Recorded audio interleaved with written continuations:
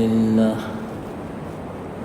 نحمده ونستعينه ونستغفره ونؤمن به ونتوكل عليه ونعوذ بالله من شرور أنفسنا ومن سيئات أعمالنا من يهده الله فلا مضل له ومن يضلله فلا هادي له ونشهد أن لا إله إلا الله وحده لا شريك له ونشهد أن سيدنا ومولانا محمدا عبده ورسوله صلى الله تعالى عليه وعلى آله وأصحابه وأزواجه وذرياته وأتباعه وبارك وسلم تسليما كثيرا أما بعد فأعوذ بالله من الشيطان الرجيم بسم الله الرحمن الرحيم يا أيها الذين آمنوا اذكروا الله ذكرا كثيرا وسبحوه بكرة وأصيلا صدق الله العظيم. محترم دوستو بزرگوں، گزشتہ مجلس میں ایک مختصر بات سمجھائی تھی کہ اگر ہر وقت یہ بندہ خیال جما لے دل و دماغ میں کہ اللہ میرے ساتھ ہیں، انشاءاللہ العزیز اس کی برکت یہ ہے کہ آدمی گناہوں سے بچے گا اور اطاعت بجا لائے گا، اور یہی اصل ہے. یہ جس کو حاصل ہو گیا انشاءاللہ العزیز اللہ کی مدد شامل حال رہے گی. آج کل جو ہم مسلمان ذلیل ہے، بظاہر اللہ کی مدد نظر نہیں آتی. ایک ہی وجہ ہے بس، ہمارا تعلق جیسا اللہ کے ساتھ ہونا چاہیے اس میں کمی ہے. ورنہ آپ کو میں ایک مختصر واقعہ سناؤں جس سے اندازہ ہوتا ہے کہ اگر کوئی ایک حکم کی نافرمانی کرے، حکم عدولی کرے تو اللہ کی مدد اٹھ جاتی ہے. اتنا خطرناک حال ہے گناہ کا، نافرمانی کا. غزوہ احد میں آپ کو پتہ ہے کہ اللہ کے رسول صلی اللہ علیہ وسلم بذات خود موجود ہے. آپ سے زیادہ بابرکت ہستی دنیا میں کوئی نہیں ہو سکتی. آپ ہی کی برکت کی بنا پر کائنات کا وجود ہے، جنت کا وجود ہے. آپ کی برکت کی بنا پر ہمارا وجود ہے. آپ اتنی مبارک ہستی ہے کہ ہمیں ایمان ملا.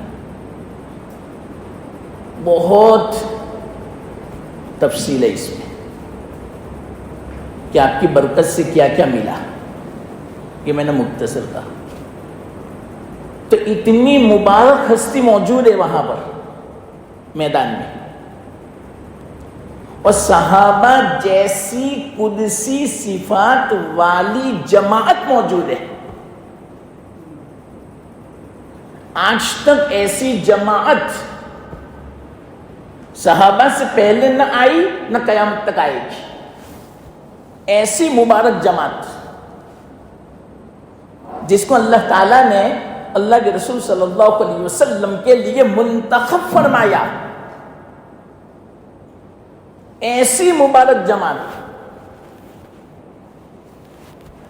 یہ میں نے مختصر خاکہ بیان کیا برکت کا اس زمانے کی. جب غزوہ احد ہوا 700 کے قریب صحابہ تھے.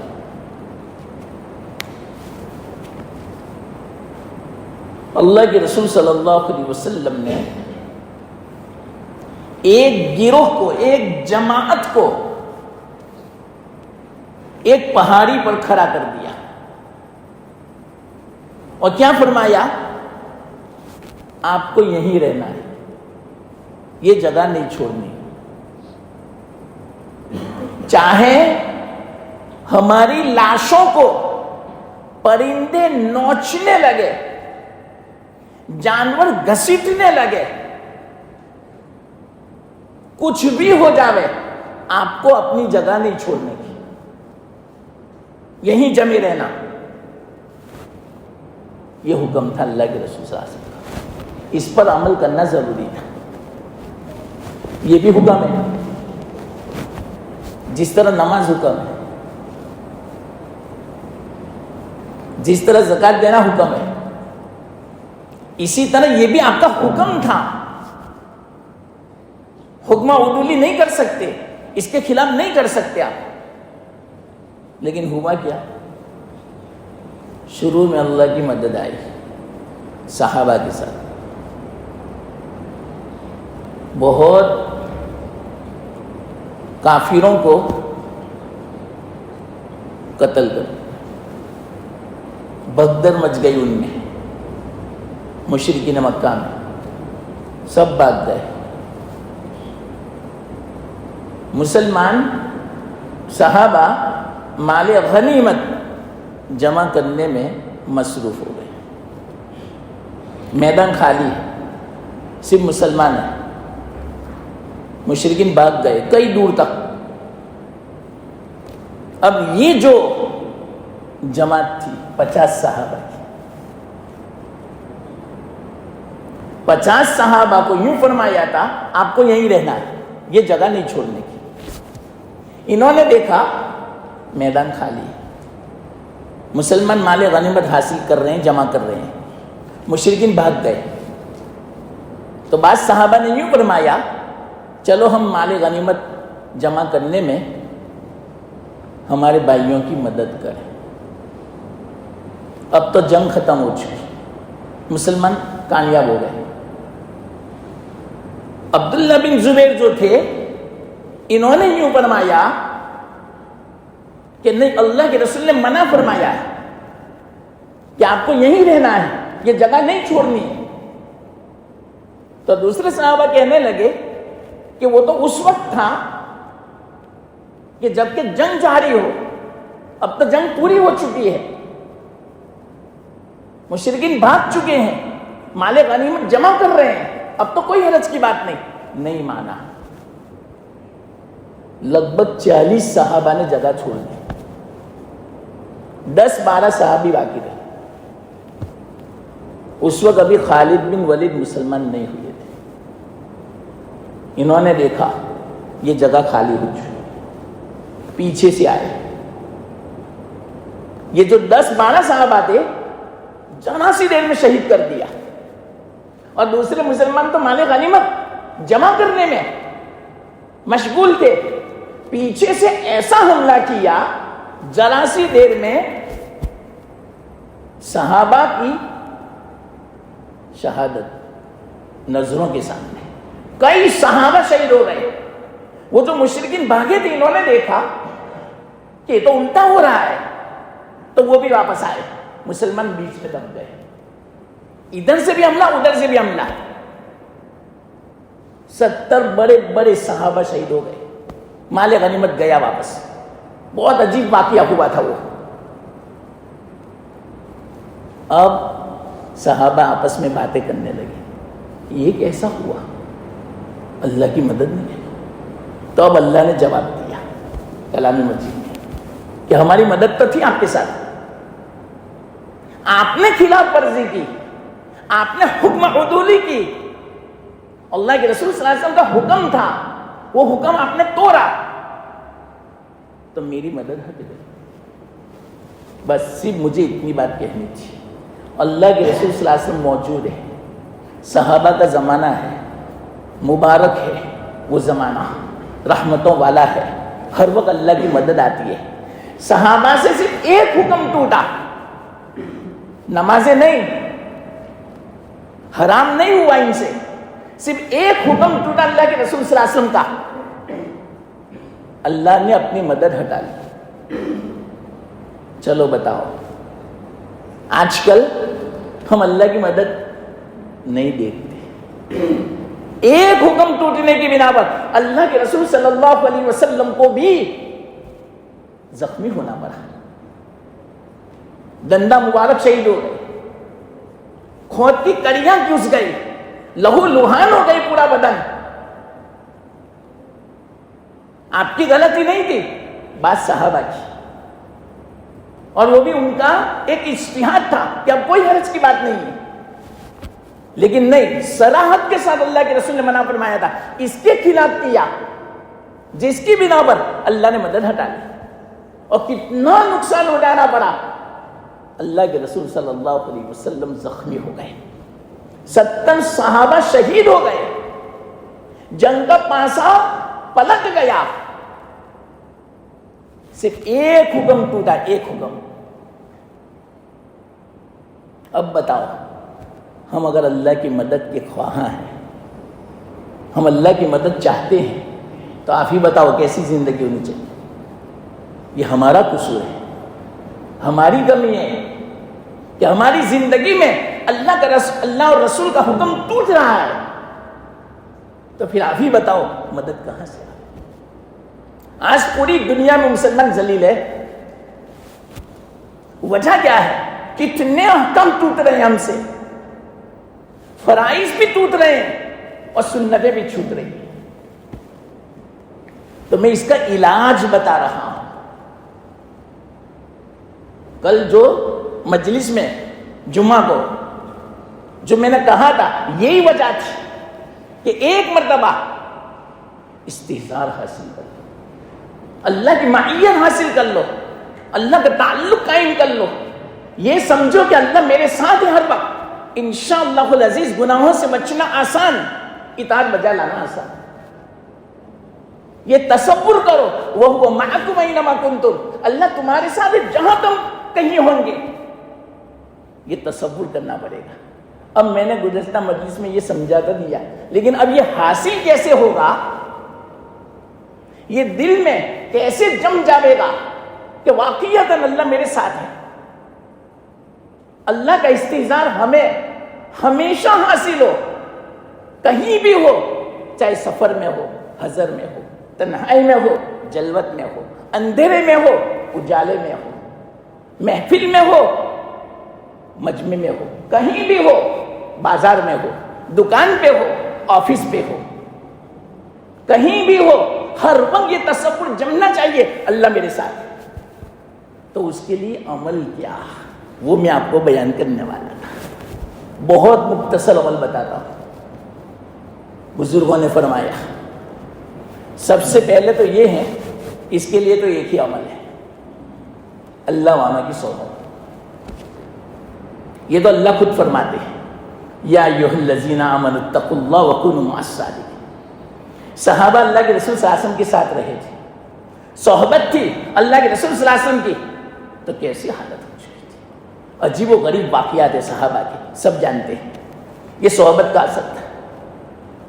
تو ایک ہی راستہ ہے, اللہ کا استحضار, اللہ کا دھیان اپنے دل میں اگر جمانا ہے, اللہ والوں کی صحبت. اب آپ یوں کہو گے کہ ہمیں تو فرصت نہیں ہے, یہاں میں کس کے پاس جاؤں, کون ہے وہ اللہ والا, کہ جس کی مجلس میں بیٹھوں تو میری حالت ایسی ہو جاوے،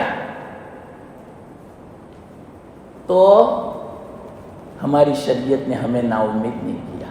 ہر چیز کا راستہ موجود ہے. جہاں کوئی پھنسا، جہاں کوئی رکاوٹ آئی، جہاں مشکلی پیش آئی، اللہ تعالیٰ نے راستہ کھول دیا. تو کیا فرماتے معلوم بزرگان؟ اللہ والے ہی فرماتے کہ جس کو صحبت حاصل نہ ہو ایک عمل کر لے. وہ عمل میں آپ کو پہلے سے بتلا دیتا ہوں. وہ عمل ہے اللہ کا ذکر. کتنا آسان عمل ہے، ہر وقت اللہ کا ذکر کرنا ہے، اور اتنا آسان ہے، کوئی مشکل نہیں. مثال کے طور پر میں آپ کو بتاؤں، بس صرف توجہ کرنا ہے.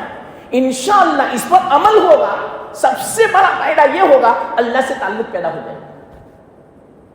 اور میں ابھی سے آپ کو خوشخبری سناتا ہوں کہ جس کا اللہ سے تعلق پیدا ہوگا، گناہ کی طرف اس کا دل مائل نہیں ہوگا، گناہوں سے بچے گا. اللہ تعالیٰ بچائے گا تعلق کی بنا پر. اور اطاعت میں سستی ہوگی تو اللہ تعالیٰ اس کو قوت عطا فرماوے گا کہ سستی کا مقابلہ کر کے اطاعت بجا لاوے. یہ سب سے بڑا فائدہ ہے. تو اللہ کا ذکر کرنا ہے. تو اللہ کا ذکر میں آسان بتا دو، کوئی مشکل نہیں.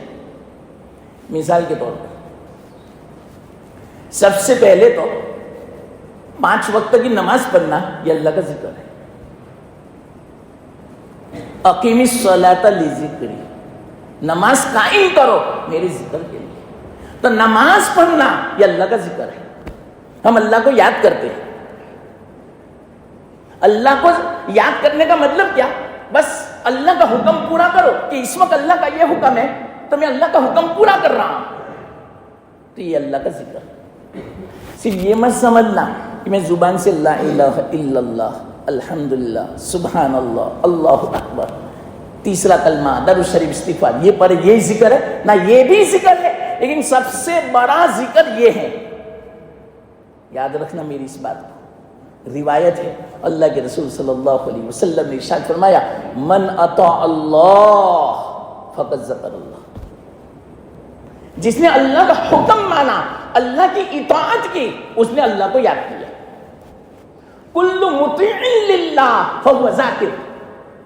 ہر وہ بندہ جو اللہ کا مطیع اور فرمانبردار ہو وہ ذاکر. اور اس سے بڑا ذکر کوئی نہیں ہے. یاد رکھنا، اپنے دل میں اس بات کو بٹھا لو. اللہ کے رسول صلی اللہ علیہ وسلم ارشاد فرماتے ہیں، من اطاع اللہ فقد ذکر اللہ وَإِن قَلَّتْ صَلَاتُهُ وَصِيَامُهُ وَقِيَامُهُ وَتِلَاوَةُ الْقُرْآنِ. وہ فرماتے اللہ کے رسول صلی اللہ علیہ وسلم، اگر کسی کی زندگی میں نفلی عبادتیں نہیں ہیں، نفلی روزے نہیں ہیں، زیادہ تلاوت نہیں ہے، لیکن اللہ کا حکم پورا کرتا ہے، وہ یہ بہت بڑا ذاکر ہے. آگے فرماتے ہیں، وَمَنْ عَصَى اللَّهَ فقد نسى اللہ. جس نے نافرمانی کی، گناہ کیا، وہ اللہ کو بھول گیا. وَإِن كَثُرَتْ صَلَاتُهُ وَصِيَامُهُ وَتِلَاوَةُ الْقُرْآنِ. اگرچہ اپنی زندگی میں بہت تلاوت کرتا ہے، بہت ذکر کرتا ہے، بہت تہجد پڑھتا ہے، بہت نفلی نماز پڑھتا ہے، سب کچھ کرتا ہے، لیکن اللہ کی نافرمانی کرتا ہے، گناہ کرتا ہے، کوئی پرواہ نہیں کرتا کمائی کی، زبان کی، آنکھوں کی، ایک دوسرے کے حق پرواہ نہیں کرتا. تو یاد رکھنا، تہجد گزار بھی ہوگا، نماز کا پابند بھی ہوگا، پھر بھی یوں سمجھا جاوے گا وہ ذاکر نہیں، اللہ کو بھولنے والا ہے. وَمَنْ عَصَى اللَّهَ فَقَدْ نَسَى اللَّهَ. جس نے نافرمانی کی وہ اللہ کو بھول گیا. اتنی خطرناک بات ہے. تو اگرچہ تہجد نہ پڑھ سکے، اوابین نہ پڑھ سکے، زیادہ تلاوت نہ کر سکے، زیادہ نفلی نماز نہ پڑھ سکے، فکر مت کرو. فکر اس کی کرو کہ مجھ سے گناہ نہ ہو، میں اللہ کا حکم بجا لاؤں، نماز کے وقت میں نماز پڑھوں، جس وقت مجھے بولنے کا کہا سچ بولوں، مجھے دیکھنے کا کہا صحیح دیکھوں، غلط نہ دیکھوں. مجھے سننے کا فرمایا, صحیح میں سنو, حق بات سنو. دل و دماغ کے اعتبار سے سوچنے کے بارے میں فرمایا, میں صحیح سوچوں, غلط نہ سوچوں. دوسروں کو سلانے کا نہ سوچوں. آج کل تو دوسروں کو سلانے کی بات کرتے ہیں. بیچارہ کوئی قرضہ دیتا ہے یا کوئی اس طرح معاملہ کرتا ہے, ادھر کا معاملہ یا کوئی بھی معاملہ, اللہ اکبر, کیا حالت ہوتی ہے. کوئی آدمی ایسا نہیں ہوگا کہ جس کو شکایت نہ ہو ایسا معاملہ کرنے کے بعد. کان پکڑتا ہے کہ نہ کسی کو قرضہ دے سکتے ہیں مولانا, نہ کسی کے ساتھ معاملہ کر سکتے ہیں. اور معاملہ کیسا کرتے ہیں معلوم؟ بالکل شریعت کے خلاف. اپنے جی میں آیا ایسا کریں گے.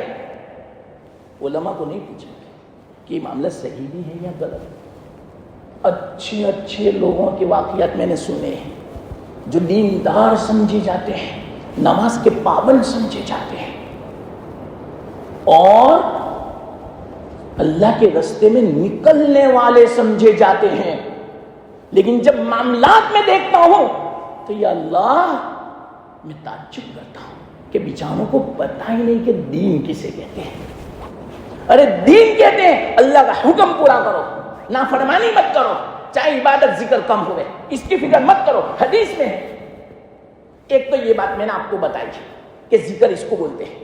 دوسری بات, جس وقت میں اللہ کے رسول صلی اللہ علیہ وسلم نے جو ہمیں دعا بتائی, ذکر بتایا, اس کو پابندی سے عمل کر لو.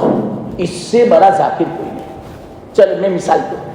ابھی آپ مسجد میں داخل ہوئے نا, آپ کو پتا ہے بیان ہوا, خطبہ ہوگا, نماز ہوگی, کم سے کم آدھا گھنٹہ ہوگا, یا کوئی 1 گھنٹے سے بیٹھا ہے, کوئی 2 گھنٹے سے بیٹھا ہے مسجد میں.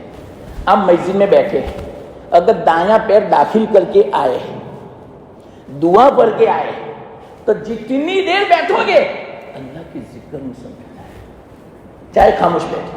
کیوں؟ اس وقت اللہ کے رسول کا حکم یہ تھا, دایاں پیر داخل کرو, پہلے درود شریف پڑھو. دیکھو مسجد میں داخل ہونے کا میں طریقہ بتلاتا ہوں. یہ جو جماعت کھانا ہے اس کو اصل مسجد بولتے ہیں, یاد رکھنا. تو دعا یہاں سے پڑھنے کی, باہر نہیں. بعض لوگ وہیں سے پڑھتے ہیں, غلط ہے. اور جب باہر نکلے تو یہاں سے باہر نکلتے وقت دعا پڑھے. تو دعا کیسے پڑھنے کی معلوم؟ ذرا دھیان دو, تصور کرو, خیال کر کے میں اللہ کے گھر میں داخل ہو رہا ہوں.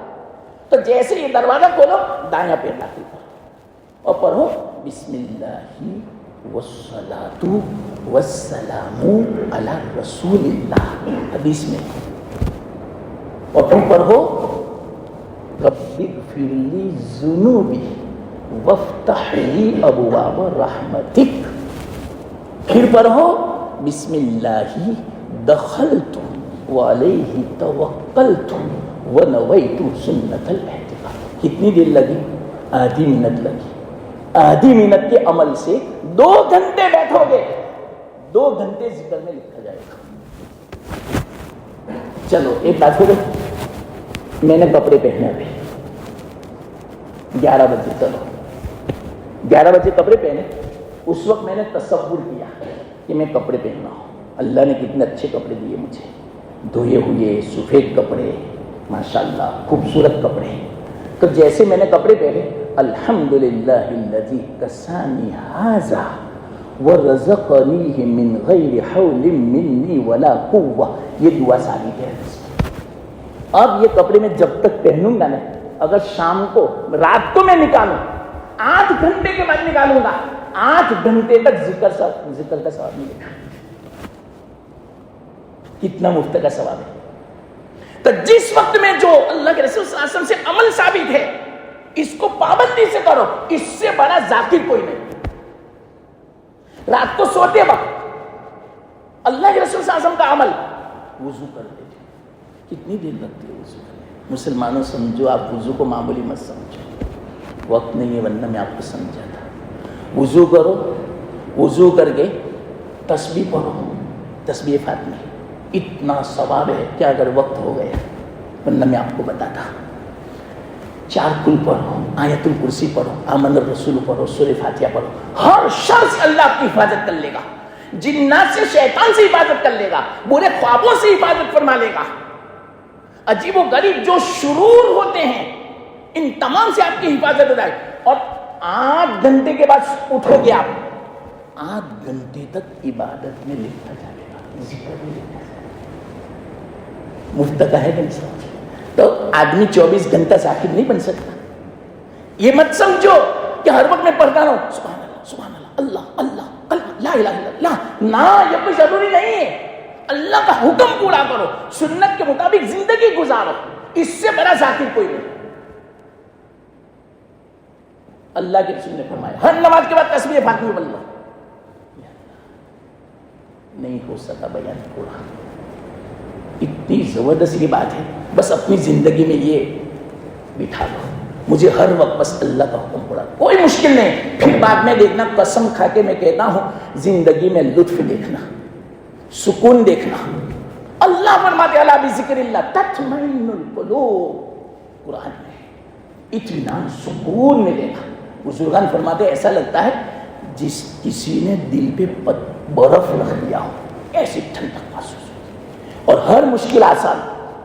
قدم قدم پہ آپ کو محسوس ہوگا کہ اللہ کی مدد آ رہی ہے, رکاوٹیں دور ہو رہی ہے, مشکلات آسان ہو رہی ہے, مسائل حل ہو رہے ہیں, اللہ سے تعلق میں اضافہ ہو رہا ہے, روزی میں برکت ہو رہی ہے, صحت مل رہی ہے, تندرستی حاصل ہو رہی ہے.